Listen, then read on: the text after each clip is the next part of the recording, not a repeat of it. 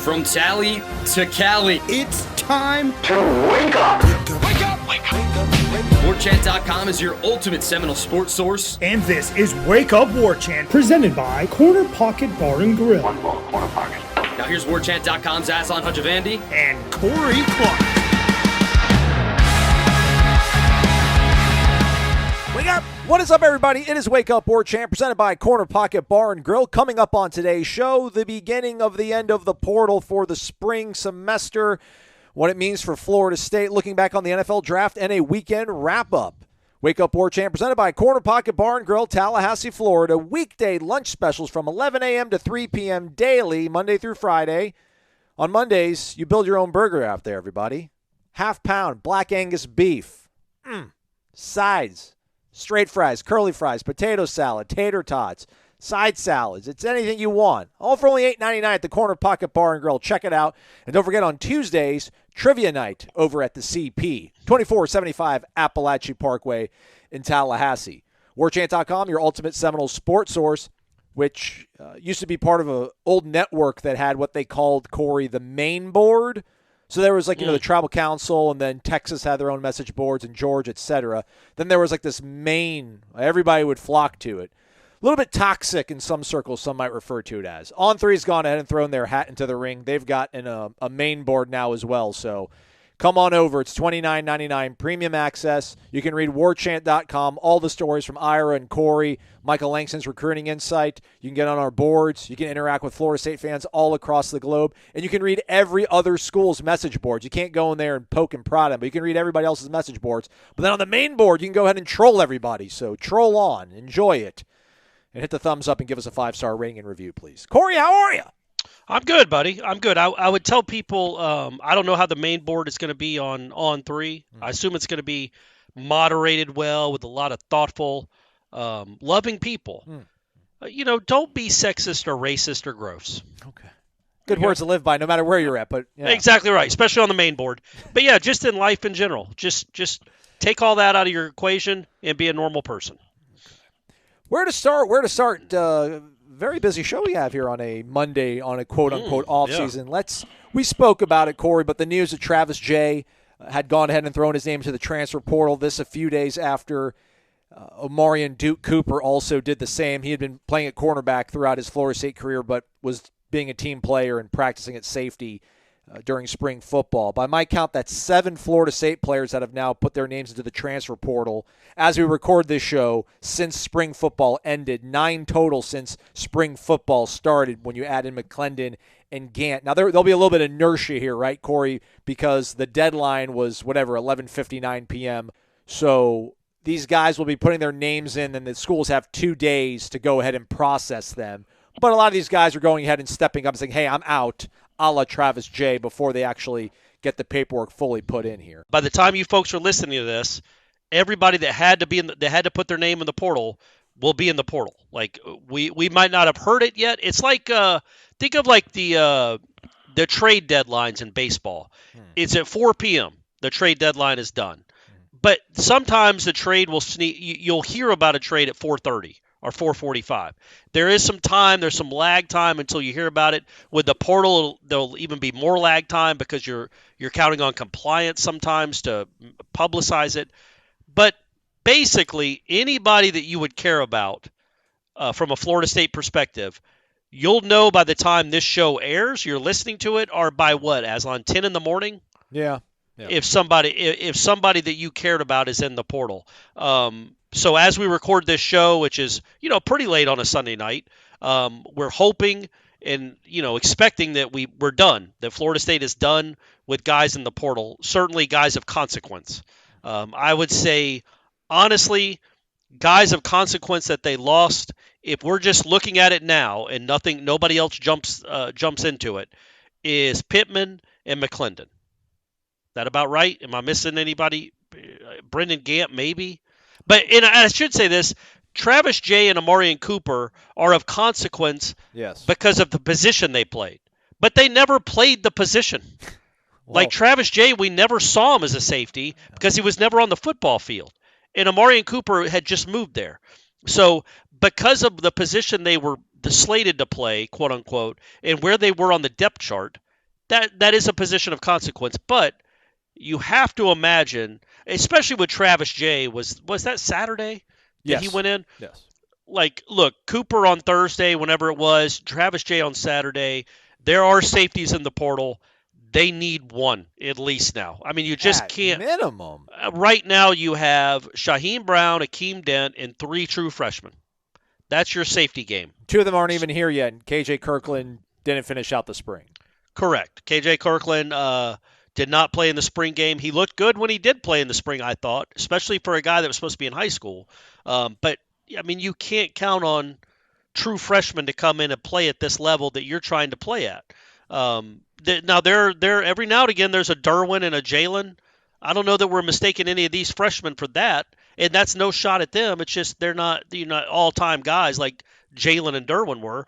So with that in mind, yeah, man, the portal better be the portal works both ways. You lost 2 safeties that might not be very good. You might not be all that upset that you lost, but in safety with quotes around their names, because neither one of them came in as a safety, and Cooper had played it for about 3 weeks. But still, you've got to go find some depth, man. You've got to go get yourself, like you said, maybe 2, but certainly 1, right? I don't care if the guy was a starter at Tulsa. You need an experienced college football playing safety on your depth chart somewhere. You cannot leave it up to 3 true freshmen if Akeem Dent sprains an ankle. If they only get 1 safety, I still think it's like a D+. They need 2, Corey. I mean, you can't go I don't know just about shy. that. Yeah, I get what you're saying. I look, you've got to have, but you only have a finite amount of spots available. If you get most teams, if they get to their 4th or 5th safety, it's going to be a struggle. So I definitely 1 for sure. The only thing I'm pushing back, I'm not saying I disagree that they need more than 1. I'm just saying I wouldn't say it's a D+ at the position, because it's not like you lost great players. You know what I mean? I think you were at a C, and then you let 2 guys leave, so you had like 0 depth. So you're teetering right there, and you're only going to bring in 1 guy. Now, granted, you bring this whoever you bring in is going to be more productive in their past than Duke Cooper and Travis J were times 10 playing safety. Because again, Duke Cooper had not played safety, and Travis J had played 5 reps against Miami back in 2021. So if they're in the mix for guys like I think Jalen Keys' name out of UAB, the kid that's a Tallahassee local who's apparently going to be taking an official visit to Florida State later this week. I mean, at minimum, you have to pull a guy like that. But it'd be hard pressed to think that you're going to be fine going into spring with just 1 other guy. Granted, because you lost these 2 guys, and you probably didn't feel all that great about it. Maybe they feel really good about Conrad Hussey and Edwin Joseph, though. Maybe they think that they're criminally underrated like Van Dravis Jacobs was. So that possibility does exist as well. But man, just crazy to think that they're teetering that thin at that position. But again, not guys that they were going to be relying on, but the guys they're relying on aren't that proven, and behind them are pretty much completely unproven prospects. Now it's kind of slim pickings in the portal there. You would imagine they're going to be able to work their magic and get somebody in the portal, because otherwise, if you read Ira's story, Ira Schofel, managing editor of warchant.com, everybody, y'all know that. I mean, your options, you really can't look in-house, right? I mean, like Quindarius Jones and Azaria are the only names in that article where I'm like, that kind of makes sense. And moving anybody else would be counterproductive, it feels like.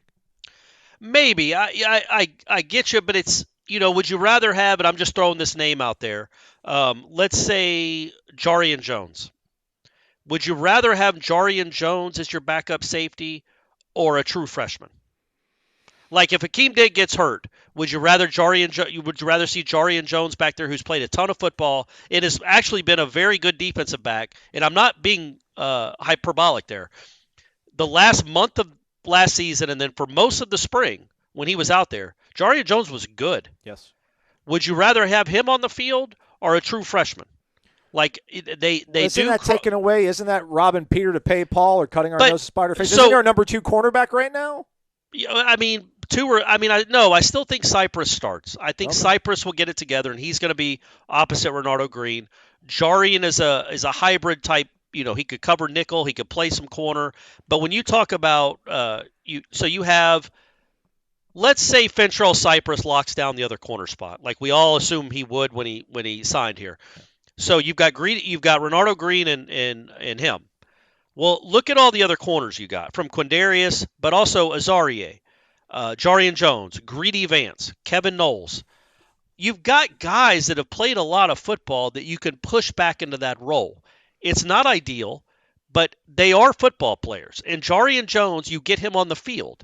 Because Greedy Vance, again, if it wasn't Jarian, Renardo's his own guy. Renardo was the best defensive back they had this spring. But aside from him, it was Greedy and Jarian.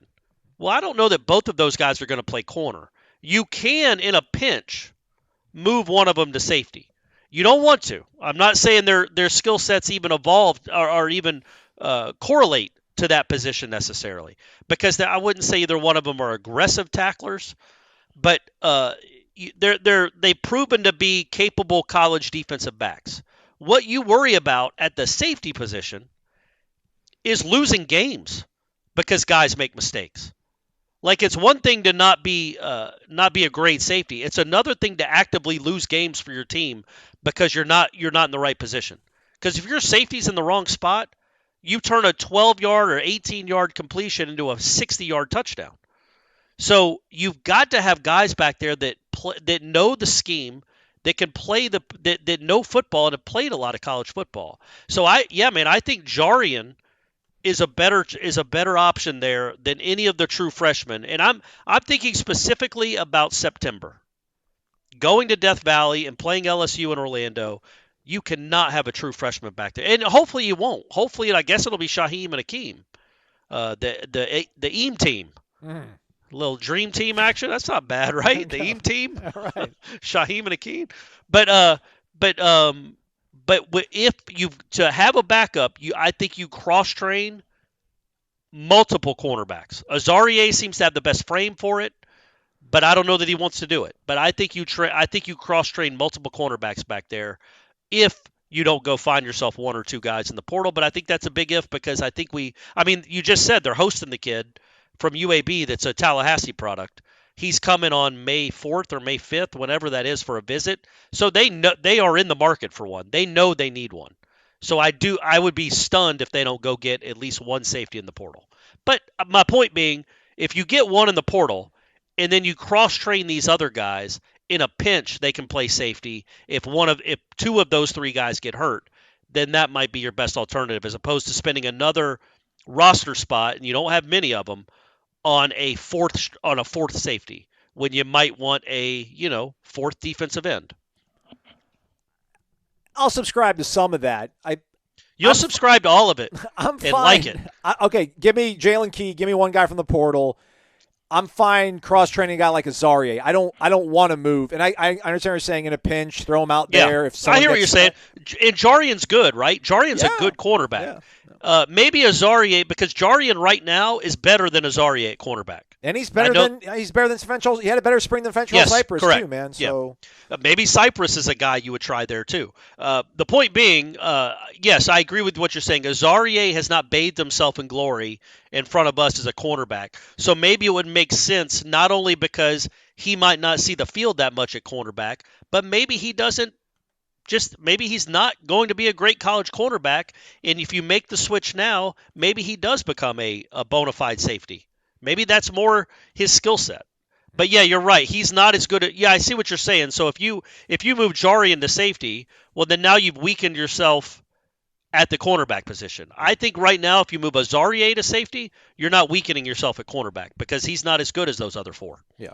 But like in an ideal world, though, if Fentrell Cypress lives up to his billing, finds his form, then, yeah, you're probably comfortable letting Jarian maybe get some reps back there, and obviously with them going into the portal and grabbing a player. But, yeah, I mean, I would be beyond shocked if they don't get one guy. Maybe getting a little bit greedy with two, but they for sure need to clearly here land one, again, as Duke Cooper and Travis J. Leave the program. So many. And Sam McCall now. Like, Sam McCall left in December or November, whenever that was. But, I mean, that was a guy that would – I mean, so you've lost three safeties that were in your – I don't want people to think that, like, they got they fell asleep at the switch. Yeah. They had some safety depth lined up because they knew Jamie was probably leaving. And we'll get to him in a second. Congrats to him. Mm-hmm. But they knew Jamie was almost certainly leaving. And then Sam McCall bouncing kind of upset the apple cart a little bit when it comes to the depth chart at safety. Clearly they weren't expecting that, which is why they had to move Duke Cooper to safety in the first place. Oh, for sure. I mean, I think that's why it was kind of a protracted divorce, if you will, right? Because I think Sam tweeted something, deleted it, was back out at practice. I think both sides, or at least Florida State, recognized how important he was to future plans, but it just didn't ultimately work out. Now he's in College Station, so thanks, Sam. Mm-hmm. Otherwise, though, looking at the portal, though, Corey, and I know we go to PFF a lot of times is we're not watching UAB football, we're not watching Rhode Island football. But, there are other positions they need to probably address, linebacker being one. Probably wouldn't hurt to have another defensive end, but that might be seen in some circles as a luxury. Mycah Pittman leaving. I know we talked about that in a video, but we didn't do it here on the pod. I just haven't seen a lot of guys that have a lot of great production. I guess it goes back to what we were talking about last week with like that first initial window during championship weekend. That's going to be your all-conference guys leaving, and now you're kind of getting into a different caliber player. Are you seeing any names pop out there, or have you kind of come to a point where you think they're just going to have to kind of roll with who they have at those positions, be it linebacker, be it defensive end? No, I haven't seen a ton of great names at defensive end and linebacker necessarily, but on Sunday, before we started recording, the Michigan State quarterback, a guy that's thrown like 70 touchdowns in his career, bounces in the portal on the last day. His number one target, wide receiver at Michigan State, bounced in. As we record this, there will probably be a few more names that are surprises at the 11th hour that jumps in. I do think there's nobody that just like I don't even know the phrase. There's nobody that gets you fired up like, oh God, that's a game changer. That's an All-American type. But look, man, at both positions, and again, I think I'm more lean towards defensive end. There are players at that position that would make you better. They're not just depth guys. They're guys that would play and make you better that are out there. And again, they've probably got, I don't know, man. What would you think? 4 or 5 guys that 4 or 5 spots. I think maybe. I think FSU 91, who's got like a spreadsheet and everything. I think he was at 82 before Travis J. is the number he was at, but he didn't include C.J. Campbell and maybe another player that possibly could be on scholarship. So yeah, to your point, they probably have some. They have wiggle. I mean, as they are right now, they have spots. Yeah, but there aren't, again, in April. It's the shopping aisles aren't nearly as full as they are in December. It's like hurricane prep in April, like or Christmas season. Like the Christmas lights are gone, and like towards the end of December, they're not on the shelves as much. Yeah. So yeah. I mean, again, I pointed this out last week, but I'm looking right now at the On3, the best available defensive ends in the country, and number 9 on the list is Chambray Jackson. That's number 9. So you have to assume like whoever 8 is. I'm looking at this guy. He's from Oklahoma, kid named Cavante Henry, Los Angeles, California. He's at 8. Kid from Auburn, Dylan Brooks, is 7. But and again, these aren't exact formulas to determine a player's worth and how good they are. But how excited are you to get a guy like Dylan Brooks, who's only 2 spots ahead of Chambray Jackson?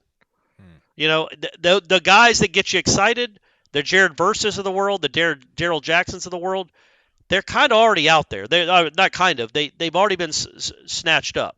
So unless you get, like right now, the number 2 kid is that kid from Bartow, Florida we talked about, Anthony Campbell, also from Louisiana Monroe. By the way, Cavante Henry has no grades at all in PFF. I don't know if he's even played football. Oh, there you go. So, and he's in the top 10 of defensive ends available. So you might just have what you have. Yeah. Anthony Campbell played 208 reps last year, 265 in his career. He played 57 as a freshman, apparently. So yeah, not a lot of experience. How'd he grade out at ULM last year, Aslan? 72.9. Okay. Graded out at a 71 against Texas, 28 against Alabama. But that that's Alabama. Yeah. So he would be somebody that could help you, I would think. 16 pressures and 87 pass rush reps. Yeah, he's been offered by Miami, so he's the number 2 defensive end, number 2 edge player in the country listed. So and he's from Florida, he's from Bartow. So maybe somebody like that could help you. That's a depth piece, and he's a junior, so you would if he ended up being terrible, you wouldn't be beholden to him for, whatever, 3 years. So you'd only be a year or two rental. But that's where you're looking at. I think safety looks a little better. There seems to be a little more talent at the safety position. And you might just have 3 to 4 defensive ends. You'd like to have one more, but maybe you just can't get one. Maybe you'd like to have a little more pep in your step, maybe a little more energy, y'all. Why don't you try Vitamin Energy over at vitaminenergy.com. Use the promo code WARCHANT, BOGO, B-O-G-O, and you'll get an item of equal or lesser value for absolutely free. Vitamin Energy Mood Plus, Workout Plus, Immune Plus, Focus Plus. Whatever you've got on your mind that you want to get some improvement on or maybe dial in on, they've got a concoction for it. Tastes great. You can carry it anywhere you go. It's like a bottle that's not even 2 whole ounces. And it gives you 7 hours of energy, no sugar crash, loaded with vitamins that you need. Again, check out the promo code WARCHANTBOGO, B-O-G-O, when you go over to vitaminenergy.com. They got an all-ACC Nole working magic giving you that promo code. So shake it and take it. Give it a shot. vitaminenergy.com, promo code WARCHANTBOGO. Corey, I don't know if I kind of want to revisit Mycah Pittman, if you don't mind, sir. Sure. He entered on Friday, I think. Right? I think we were Thursday. Thursday. Yeah. Okay. Great times, everybody, on that one. So we look at production, and we talk about a guy, where he was in terms of his statistical production for this team last year. I think he was third behind Johnny and Pokey, if I'm not mistaken.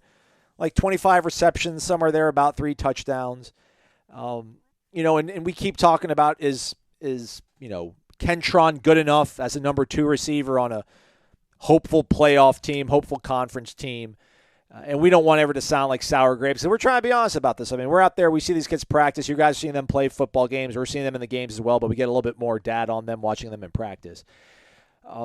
You can probably replace that production, you would think, right? You can find somebody get you 25 catches for 300 yards and 3 touchdowns. And you mentioned some of his intangible stuff. Now, he wasn't like a third down conversion machine, but, man, it just felt like he gave you something reliable and dependable. Maybe didn't produce all that much, but maybe brought enough attention to open some other stuff up that, like, are we discounting that at all when we talk about losing a guy like Mycah? And we're not trying to say it's not a big deal, but it's also not something that we're going to sit here and lament and weep over either. But it does feel like there's certain things these guys can do, like a Mycah Pittman, that maybe doesn't show up on a stat sheet, and losing that in of itself is, on the whole, like a net negative for this team. To an extent, yeah. I mean, I don't want to dismiss his importance to the team and to the turnaround. I do think that what he did was just him committing to Florida State with the name he had was a big deal, and it was a really good get for Norvell, and I think it begat other players to say, yeah, man, well, I'll consider Florida State. I think he was a pretty important piece of that transfer portal class. But look, and again, what made him unique wasn't his quickness, because he's 5'9", man. There's a lot of quick 5'9" guys out there. He wasn't a track star by any stretch. He was not a burner. His production wasn't incredible, and had never been incredible at either place he had been at. I think it was his toughness. I think it was his ability to get an extra yard or two. I'll always remember the way he fought for yards, even in the spring game last year. After getting hurt, he came back and I think they gave it to him on a end around or something. He fought his way into the end zone for a touchdown. That kind of stuff. He would not go down easily. He was hard to tackle, very physical blocker for his size. But at the end of the day, the production is the production, and you're not going to miss it that much. The intangibles matter to an extent, but if you go and get a guy, or if we say Winston Wright gives us what he was in 2021, and we see what he was in 2021 for Florida State in 2023, you're not going to miss Mycah Pittman.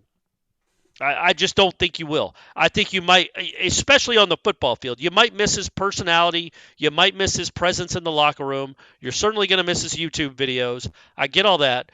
But the guy that was producing on the football field, as I said multiple times last week, was 25 yards a game. You're not going to have to – it's not going to be like that scene in Moneyball where they're trying to figure out how do we replace Jason Giambi? How do we get all these home runs and walks from this collection of guys? It's like, no, man, we're talking about 25 yards a game. You can replace that with one guy. Winston Wright might average 50 yards a game. I have no idea. So I don't – the production isn't a big deal, especially – and you have to – we talked about this last week, right, Aslan? Like that hip injury. Yeah. It's not an automatic that he comes back and is the same person he was.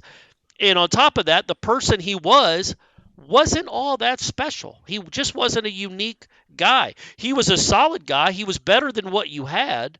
But when we take a step back and look at the Mycah Pittman experience from 2022, you're left kind of going, all right, yeah, not bad. And that was what he was, which not bad was certainly an upgrade over what they had before he got here. So let's not get that twisted. He was better than what they had, but at the end of the day, I don't know that you got to go in the portal, but if you do go in the portal, I feel like you could go find yourself another Mycah Pittman production-wise very, very easily. His phone apparently is blowing up, though. You know, he's a. Why do you say that? He's a hot commodity. He tweeted out that he tweeted out his farewell, which was very heartfelt, and he got the Norvell endorsement or the. He did the letter of reference. On the it way was out the door. What did you think of the Norvell endorsement? I don't know. I thought it was that's what you want, right? Like that's the golden ticket out of here. That's your golden parachute if you're a Florida State player going to the portal, right? Yeah. Are there different? Are you saying there's like different flavors? There's different levels. I feel like it. Okay. I feel like if we went back and looked at what he said about Keyshawn Helton. Okay. And then what he said about Mycah Pittman, he did say something. So it was not like there have been plenty of guys. I don't know that he said anything about Sam McCall. Right. There have been other guys that have left that he didn't say anything about. But the Mycah Pittman one, he made sure to have I think it was 2 sentences. But it wasn't the over. It wasn't. He didn't heap praise upon him like he has other guys that have been in the portal. So I feel like Norvell was not. He appreciates what Mycah did, but not very fired up about the decision. Wish you all the best moving forward at the next destination. Handshake emoji. Thank you for the hashtag work.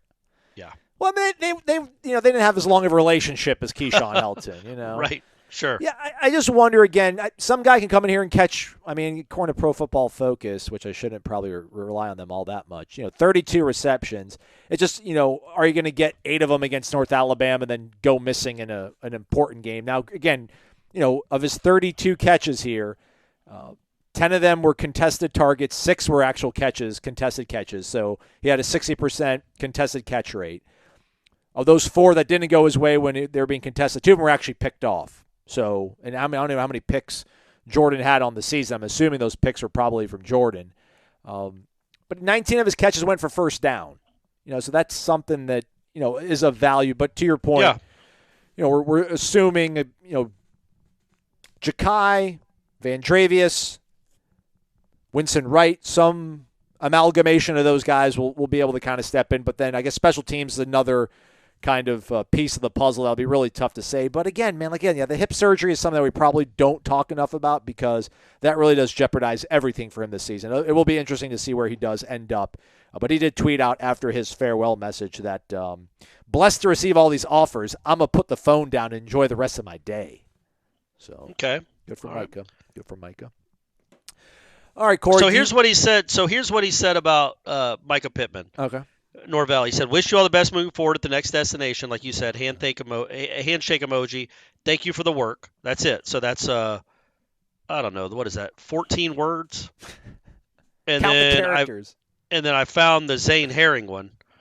Oh, tremendous. Zane. Okay. Yeah, Zane tweeted out that he was leaving. Tremendous young man who came to work daily, always supporting teammates and pushing for improvement. Great member of the hashtag Nole family. Has a bright future in front of him. Grateful for all the work. Keep climbing. So a little more to say about Zane Herring. Zane Herring, who did he was on ground zero with them though, but he was on ground zero with them, man. Come on now. Those guys that were there and went through COVID together and everything, I just think there's probably a little more appreciation than. I also think there's a little animosity with this one. He's not going to come out publicly and say it, but I think he probably thinks what we think. Like, where are you expecting to go, and what are you expecting to do, man? Like, it's all like great, man. I'm glad your phone's ringing off the hook, and you got to put it down to enjoy your day, but You're a 25 yards a game receiver coming off hip surgery. And you're at a top 10 program with a really good friend at quarterback that likes you and throws you the ball. Like, now you got to go ingratiate yourself to a whole nother team, hope that quarterback throws you the ball, hope you can get on the field. Like, you had a spot here. So I feel like there's a little bit of animosity there towards and as you can tell in my voice, there might be a little bit in mine. But not even animosity, it's just more like bewilderment. Like, what in the world, Mycah Pittman? Like, what opportunities do you have that are better than a top 10 team, a top 5-ish offense at Florida State with a Heisman caliber quarterback? Like, it all seemed to, and you're the starting punt returner. It all seemed to work out. It seemed to be lined up pretty well for you. So I would not do well in the portal like Mike Norvell would. Like, I would not do well with people leaving me, clearly. I think that's such a healthy relationship with your ex-wife, though, Corey. I think you give yourself enough credit. You don't give yourself enough credit. But maybe the day, if I'm not saying she left or I left, but whatever, the day after, I might not have been like, hey, I appreciate all the work. Handshake emoji. Keep climbing. Another piece of data for bewilderment, if you want. Mycah Pittman had 48 targets last season, only 16 after the bye week, which is coincidentally when they went on their undefeated tear. Yeah.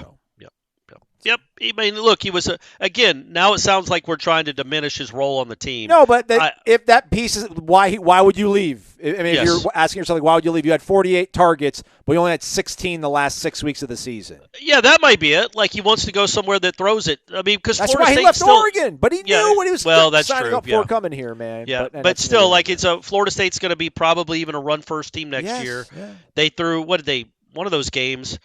I feel like the Syracuse game, Travis threw for like 130 yards. Like, it just didn't matter. They just ran all over him. Yeah. So maybe he wants to go somewhere where they're pass happy. But I feel like he was at a place that did that, and then came to Florida State, and now is leaving again. But hey, you got what you needed out of Mycah Pittman. You really did. Well said. He was what, you know what I mean? He was a part of a turnaround. He was I don't know how many other guys he recruited to Florida State, but I don't think his presence here hurt you with Johnny Wilson.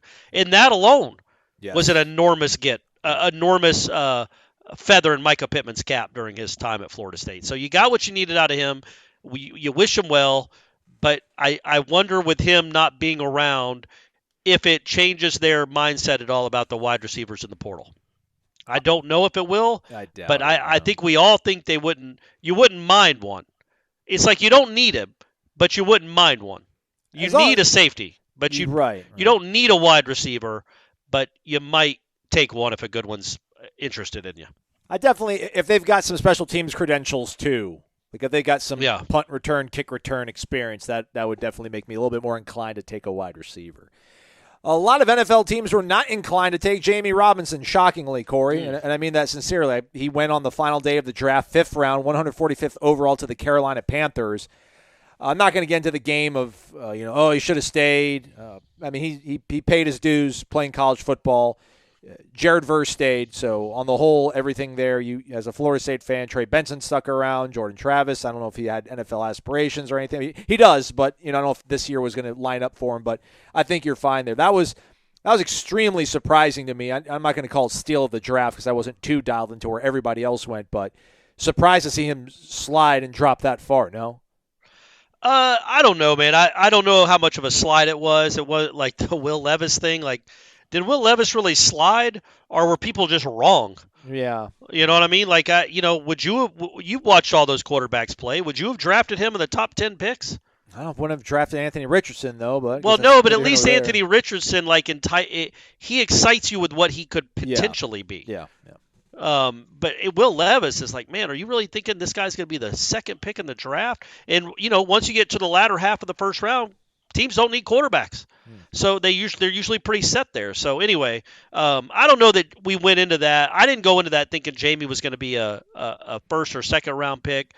I probably would have been a little surprised even with a third round pick. I think it's just his size for that position and maybe not elite speed. And you don't know, okay, is he a strong safety? Is he a free safety? How does he fit in? But the thing is with Jamie Robinson, he is a football player, Put on the tape.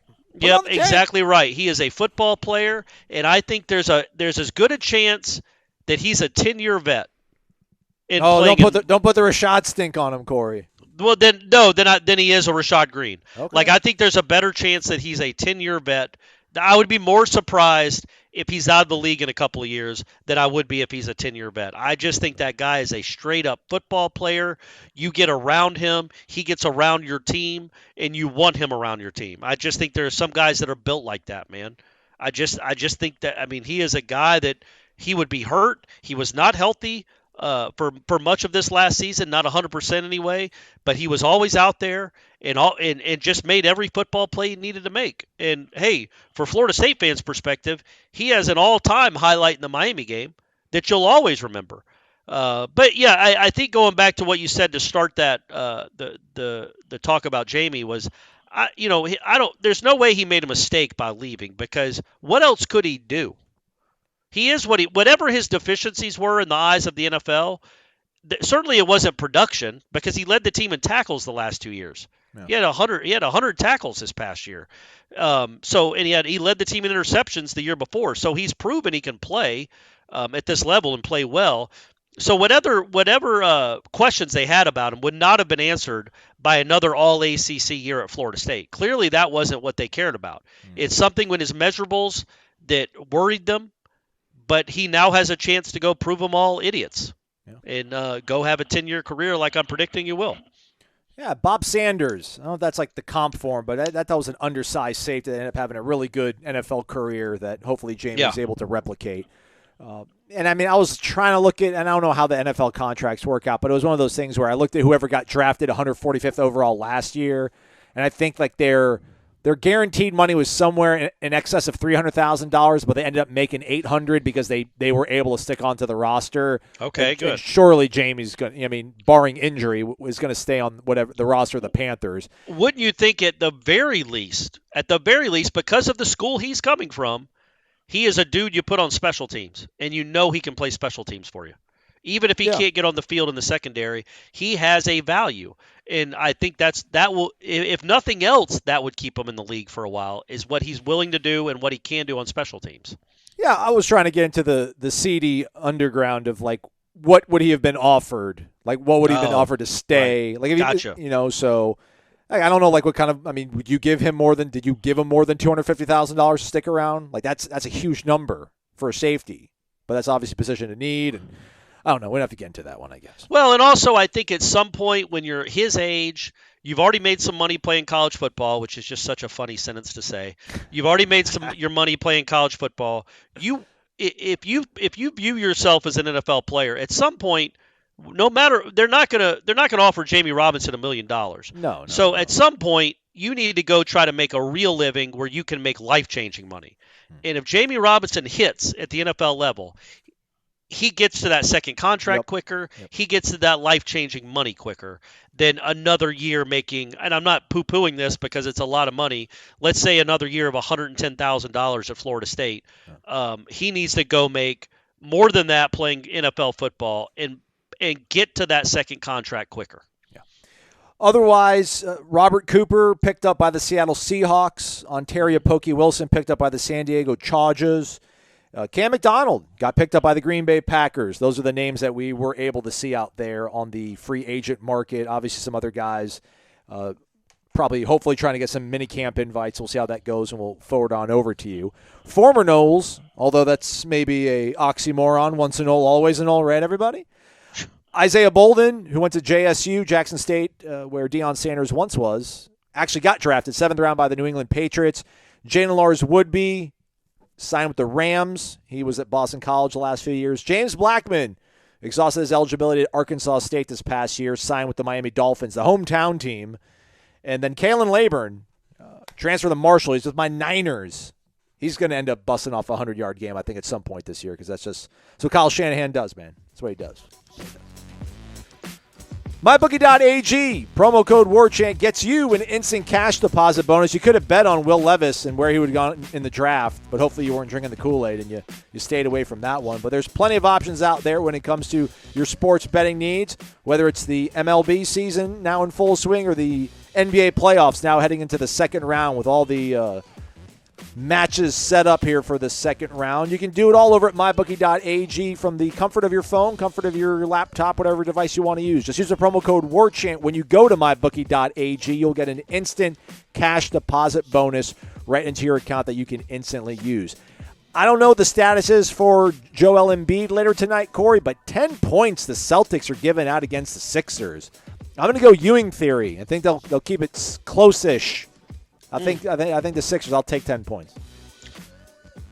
Yeah, that's especially the first game of a series. There's always that feeling out process, and it can be closer than you would think. Yeah, if Embiid plays, he's not going to be himself maybe. I think you probably keep him out a game to get him a little healthier. But that said, I agree with you. I think that Harden's going to have to step up. My man Maxey going to have to step up. But yeah, 10 points is a ton. Wouldn't it be in Philadelphia too? Or is it in Boston? No, it's in Boston. Boston, they're like the number 2 seed. Yeah, they're the 2 seed. Sixers are the 3 Okay, seed. so Sixers are 3. Yeah, you're right. I still think 10's a lot. I'm with you, buddy. I'm with you. And if you'd asked me, guys, on Saturday, I would have said take the Warriors and the points. That's all I'm saying. That's all I'm saying. I'm sorry we didn't have a show that I couldn't have done that officially. MyBookie.ag, promo code WARCHANT. All right, Corey, let's wrap up the weekend that was for Florida State fans. On the diamond, the Noles were up in South Bend, Indiana, both the softball team and the baseball team. Baseball, a strong win on Friday, 3-2 win. Jackson Ballmeister goes 6 innings, only allows 1 run, strikes out 9. Jaime Ferrer with a 2-run double. Colton Vincent with what was the go-ahead game-winning RBI. They held on. Doug Kirkland comes on, gets the last 7 outs, I guess. No hits, only walked 2. 3 strikeouts. You're like, all right, man, they got something cooking here. And Saturday they did. James Tibbs led off the game with a home run. Nanner DeSatis home run later on. They were up 2-0. Connor Whitaker was cruising for 3 1/3 of inning. And then he allowed 2 hits after getting that first out in the 4th inning, followed by a home run and then 2 doubles, part of a 6-run inning.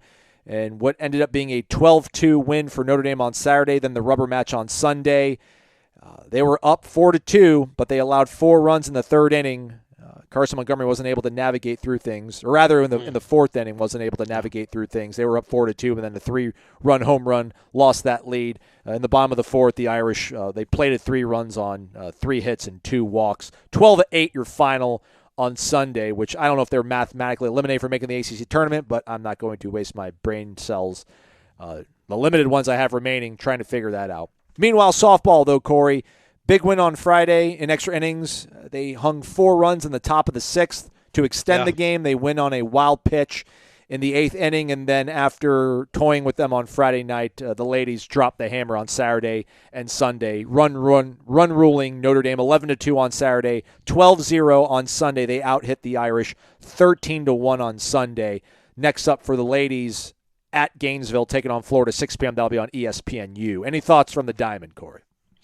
Yeah, baseball is, you're just hoping they can sneak 1 win a series, 1 win a weekend, and that's what happened. Again, there's no point in keep talking about it. Their pitching's just awful. And so, Carson Montgomery, stunner. It is what it is, man. That's just what he is. That's what this pitching staff is. If Ballmeister pitches well on Friday, you got a shot. If not, you are scrambling the whole weekend because he's your only consistent arm. Not consistent arm. He's your best pitcher left. And when he's on, he can be electric. You can't say that about anybody else on the staff. So he was really good on Friday. They held on for a one-run win because of Kirkland, which is great. And then just basically, got shelled the last 2 games, which is what it is. But, hey, Ross got his first home run. That was nice. Diamez Ross hit the first home run of his career. Tibbs had a home run on Saturday. So, hey, man, things are looking up. But softball is just – it's funny. It was Friday. I just gotten back. I did something with Brady. Had a hitting lesson or something. And then we got back to the house. It was the 6th inning, and Florida State was on the ACC network. I tuned in. They were down 4-0 with 1 out, nobody on. And 7 minutes later, it's a tied game. It's just what they do, man. Mudge has a single, great at bat. I can't remember who else. Maybe Waycaster, somebody had a hit in there. And then Edenfield, with 2 outs, hits a 3-run bomb to tie the game. Just like, of course she did. Like, that's just what they do. They find ways to get on base, put pressure on you, and then usually come up with a big hit. And they're always so aggressive running the bases. They force you into mistakes. And then so that was Notre Dame's shot. Like Florida State's baseball team was overmatched this weekend. They were in the game one game, and they found a way to win it, which is good for them. Credit to them. The Notre Dame softball team was overmatched this weekend. They were in their one game, and they found a way to lose it. And Florida State, did what they did, and they just bombed them the second game. But yeah, man, what are they now? 42-8. 43 actually, Corey. 43-8. And by the way, I goofed on this. Saturday's win was actually the 700th for Lonni Alameda as head coach of Florida State softball team. What an incredible accomplishment, man. We don't celebrate her nearly enough as we should. So, yeah, they're 43-8, and that win on Saturday was actually your 700th. So, yeah, go ahead, carry on. They're number 4 in the country. They have as good a chance as ever of getting Oklahoma City, and then you just hope you can get hot when it matters. But they keep rolling, man. They just find ways to win in a variety of ways. They really are fun to watch, and she really is an incredible coach. Yeah, man. Between Kat Sandercock, McKenna Reed, Allie Dubois, like they've got arms too now. There's not all just on Kat this year too, so that's pretty cool. And McKenna Reed is really good. Like she's a freshman. She's a freshman All-American. She's really, really impressive for a freshman. On the track, on the oval, over at the Texas Invitational, Ismail Cone with a PR in the 110 or the 100 meters rather. Corey finished first out there in Texas, 9.98. And then our guy Jeremiah Davis, who just ran a 9.98. 9.98 personal best. Personal best. That's really good for this early in the year. They're not usually a sub 10 in April. Usually those guys. The best ones in the country, and guys I know because I'm a huge track. I was a track runner in college and high school. We all know that. You're not breaking 10 seconds until you get to like middle of May. Like that's when you start seeing those really as they get primed for the nationals. But to do it in a meet in April, man, that's impressive. Okay, what's his name? I should know that. Ismail Cone. Where did he come from? I don't know. I'm going to look him up. You keep talking. You look it up. I'll keep talking. Jeremiah Davis, one of the best in the country. He won the triple and the long jump. And then Milton Ingram, personal best discus throw, 58.95 meters. That won the event. And then the 4x100 team set a top 10 school record in their victory, 38.88 in the 4x100. So they were in 8 events. Florida State won 4 of the events they were in, and then had top 3 finishes in 3 of the others. So they're cooking on the oval. So it's Cone. It's Cone with a K. Yeah, that's where I was confused. All right, and maybe it might be Cone. I don't know. It might not be pronounced Cone. So I don't know if we're at Trey Cunningham levels of hype yet on our guy, but we'll keep tabs on him here because that's what we do with Trey, right? Like we're just kind of hyping up Trey slowly, and before we know it, we're like, oh my gosh, he's like a Olympic hopeful. So I figured, I was like, man, if the guy's running like this, I would have felt like I would have heard of him before. Yeah, this is his first year. He went to he was from New Orleans University. Oh. He finished 5th. Where did he finish last year? Oh, and then he went to Texas Arlington before that. So, he finished 5th in the 60-meter dash at the NCAA Indoors for Florida State back in whenever that was, January. So he's been here since the semester started. But, yeah, he's going to be a difference maker for old Bob Raymond. Hey, and before we go, 2 things. Number 1, wrote a column it's on Warchant right now, about how the last 2 years Florida State's only had 2 guys drafted total, which is the first time that's happened since 83-84, which I think the 83 season they had 2 guys drafted, and then 84 they had no one, or vice versa. What happened after those years, Corey? Yeah, exactly right, my man. So the point being, the point of the column is like, look, you judge programs, you judge the health of a program by wins and championships, but the NFL draft is a really good gauge too. And that barometer is going to start looking a lot better for Florida State starting next year. Like I did the math, I listed all the names. I listed 17 guys that could be drafted. But realistically, you're probably looking at 9 or 10. Like I think the surefire guys are Burst, Johnny Wilson, Jordan Travis, Daryl Jackson, Fabian Lovett, and Renardo Green in there at all? Jaheim Bell. Okay.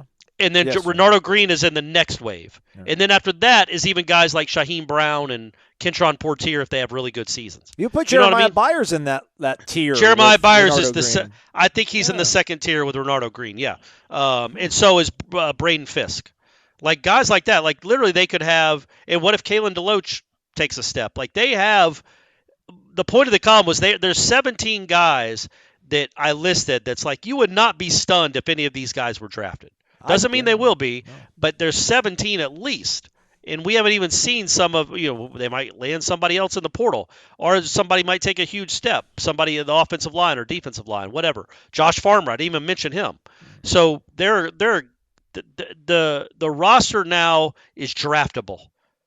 So, people, wringing your hands about only getting 2 guys drafted the last 2 years. Well, the cavalry's coming. Next April will be much like the 2023-2022 football seasons were really fun for Florida State fans again. Well, next April should be really enjoyable for Florida State fans. That's when you're going to see the fruits of that labor in this roster build. And then the other thing I wanted to bring up is we didn't bury the lead because it's always football, but Leonard Hamilton got himself a pretty big-time basketball recruit, Aslan. Oh, did he get Primo? He got Primo, man. Let's go. All right. It was Saturday night. I get it. It's on our website. It'd be cool if you looked at that, but that's all right. I understand. But it's a joke, by the way, buddy. Trust me. But I looked at Primo. So Primo Spears, for you guys that don't know, is a transfer from Georgetown. It was down to Florida State and Kansas for him. He averaged 16 points a game last year for Georgetown and 5.3 assists, which are very good numbers. And once I think Kansas got a commitment from another transfer portal kid that had been the number 1 point guard in the country a year prior coming out of high school. And so when he committed to Kansas on Friday, I even texted as Ira. I'm like, man, that should open up the door for Primo, right? And then Primo committed to Florida State over the weekend. But I was looking at his game log. And so my man averaged, like I said, 16 points per game at Georgetown, who was horrible this year, by the way. Yes. Georgetown was an awful, awful basketball team. Fired Patrick Ewing at the end of the season. There was one game where he scored 37 points against number 8 Xavier, 37 points, and had 11 assists. Okay. He had a 37-11 game against a top 10 team in the country, which, look, man, when was the last time Florida State had a point guard that could sniff numbers like that? Like, this is a pretty remarkably talented kid. He also had 2 games where he scored 2 points and another game where he scored 0. What were his minutes in those games? So the one where he scored 0, they played Connecticut. And at home, they only lost by national champion Connecticut. They only lost by 6. And it was a game where I think they led for a majority of that game. It was when Connecticut was going through their weird slump in the middle of the season, and they came back to win in the final few minutes. This is the craziest thing I've ever seen from a guy that averaged 16 a game. He played 36 minutes and went 0 for 1 from the field. Wow. Scored 0 points, had 5 assists, 1 turnover. He went 0 for 1 from the field. He shot 1 time in 36 minutes. And only had 5 assists, and they only lost by 6? Yeah. Wow. That does not compute. It's weird, right? Yeah. I don't know. I didn't watch the game that closely. Maybe they double-teamed him every time he got the ball. Maybe. Like, literally, they could have done that. Like, Georgetown was so bad, they're like, as long as this guy isn't cooking us, we're going to win the game. But I've never seen a stat line like that from a kid that's good. A 1 shot in 36 minutes. Almost to the point where, like, you feel like, did Ewing tell him to quit shooting so much? And he's like, I'll show you, man. So the game before, they lost to Creighton, and he was 5 of 18. The game before that, he shot 19 times. The game before that, 17 times. The game before that, 31 times.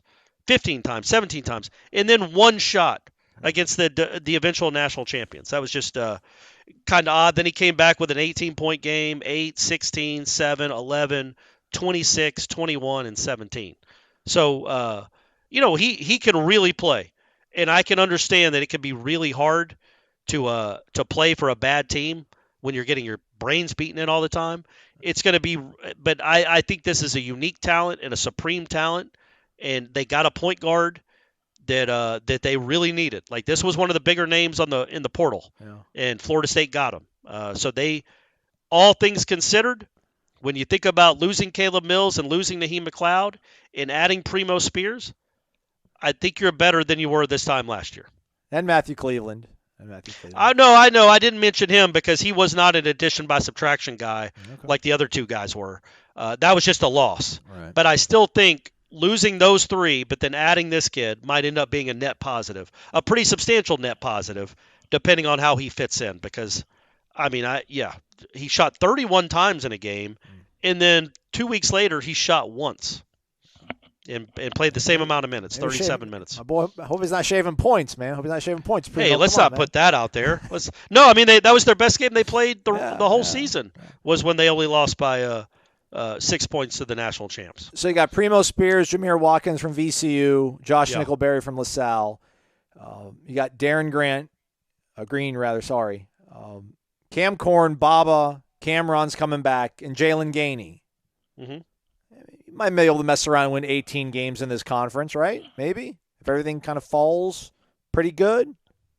So, I mean, who knows, though, man? Not Who 18 knows? in this conference, but 18 for the season, and then maybe you can sneak into the conference. But crazier things have happened. If Baba Miller takes an enormous step, and I know this is pie in the sky, this is very optimistic thinking, but if Baba Miller takes a big step, Cameron Fletcher is healthy, Gainey is who they thought he was going to be, along with these new guys and the removal of some dudes, and people get better, I mean, there's no reason to think it's not a bubble team.